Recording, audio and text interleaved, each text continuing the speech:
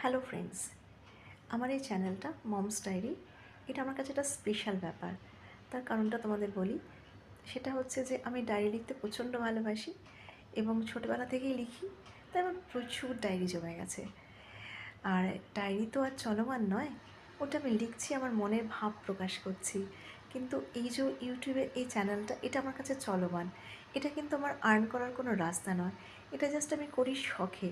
অর্থাৎ আমি যা প্রতিদিনকার যেটুকু অভিজ্ঞতা অর্জন করছি, যেটা আমার ভালো লাগছে, যেটা আমি চোখের সামনে দেখতে পাচ্ছি, খারাপ ভালো যা কিছু, আমার চাকরির জায়গা, আমার নিজের বাড়িতে, আমার নিজস্ব অভিজ্ঞতা, যা কিছু সব কিছু এটাকে আমি চলমান অবস্থায় এখানে স্টোর করছি এবং এটা আমার কাছে থেকে যাবে।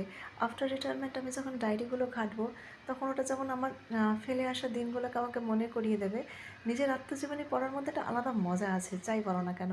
যদি কেউ আমার মতো ডায়েরি লেখা থাকো, তারাই বুঝতে পারবে যে ডায়েরি লেখার কী মজা আছে, ডায়েরি পড়ার মধ্যে কী মজা আছে। আজ থেকে 2 বছর আগে তুমি ফেলে আসা দিনগুলো কী করেছিলে, তোমার ডায়েরির পাতা উল্টালেই তুমি পেয়ে যাবে। ওটা হচ্ছে তুমি পড়ে জানতে পারছো।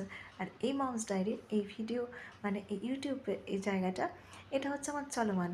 অর্থাৎ আমি প্রতিদিনকার যা রাখছি, সেটা যখন আমি আফটার রিটায়ারমেন্ট খুলে দেখবো, তখন আমার দেখতে ভালো লাগবে যে অমুক সময় আমি এটা পোস্ট করেছিলাম, এই অভিজ্ঞতাটা নিয়েছিলাম, এটা আমার ভালো লেগেছিলো, এতজনের সাথে আমি টাইম পাস করেছি, আমার স্টুডেন্টরা আমাকে এরকম ভালোবেসেছে, আর তোমরা তো আমার সাথ দিচ্ছই। ব্যাস, এর থেকে বড় পাওয়া আর কি হতে পারে, তাই না? জীবনে ছোটো ছোটো পাওয়াগুলোই অনেক বেশি মূল্য রাখে, যেগুলো কিন্তু কখনো টাকার অঙ্কে বিচার হয় না।